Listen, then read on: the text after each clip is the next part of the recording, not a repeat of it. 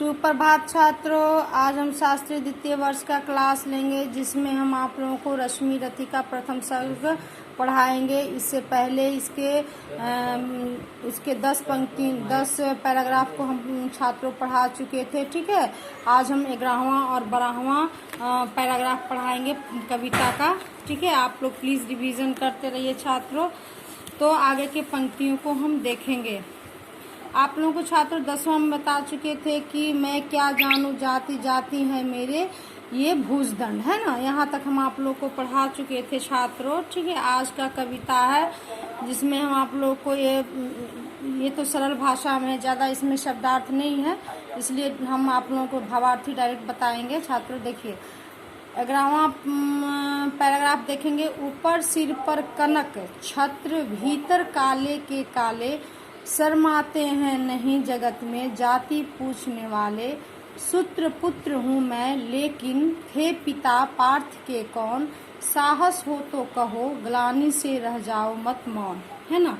आपने इससे पहले पंक्तियों में देखे थे कि कर्ण ने ही अर्जुन को ललकारते हुए कहते हैं, उन कृपाचार्य की बातों का जवाब देते हुए कहते हैं कि मैं किसी जाति को नहीं जानता हूँ, अगर आप हमसे जाति पूछेंगे तो मेरी ये भुजदंड जो है, मैंने हाथ बाहुबल, वही मेरा जाति है। ठीक है, इन आगे के पंक्ति में कविवर लिखते हैं कि कर्ण फिर पुनः जवाब देते हैं कि ऊपर सिर पर कनक छत्र, भीतर काले के काले, यानी कि ये कर्ण कहते हैं क्षत्रियों से, उनके गुरुओं से कि आप लोग जो कनक रूपी छत्र, यानी कि सोने का जो ताज आप लोगों ने पहन रखा है वो सिर्फ दिखावे के लिए है, समझ गए ना। और आपके मन के भीतर जो है वो काले के काले हैं, मन में जो आपके अंदर है वो साफ आप मन के नहीं है ना।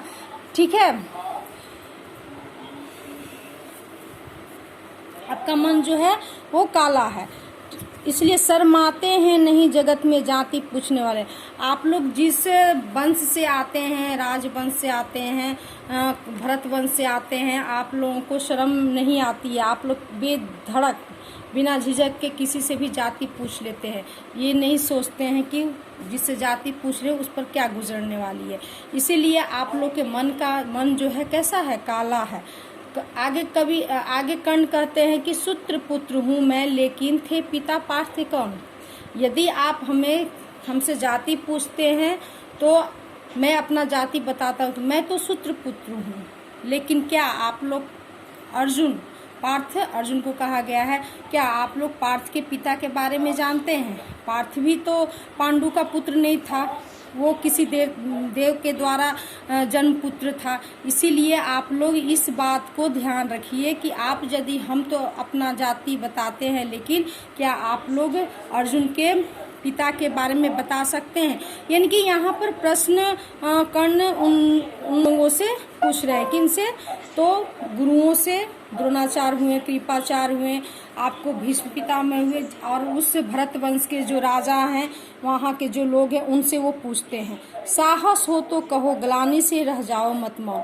जैसे ही कर्ण इस तरह के प्रश्न करते हैं, वे सारे के सारे क्या होता है, मौन हो जाते हैं और वे पूछते हैं। कर्ण उन लोगों से कहते हैं कि यदि आप लोग ये स्वीकार करते हैं, ये साहस रखते हैं, तो आप लोग चुप मत, ग्लानि से चुप मत रहिए, हमारी बातों का जवाब दीजिए। यानी कर्ण हर कुछ जानते हैं। यानी उस समय की स्थिति देखिए कि सब पढ़े लिखे ज्ञानी व्यक्ति थे, फिर भी छात्रों उन लोगों के भी जाति के जो कुंठा अंदर बनी हुई थी, उस कुंठा को वे लोग निकाल नहीं पा रहे थे। ठीक है, आगे के पंक्तियों में देखते हैं छात्रों। मस्तक ऊंचा किए जाति का नाम लिए चलते हो।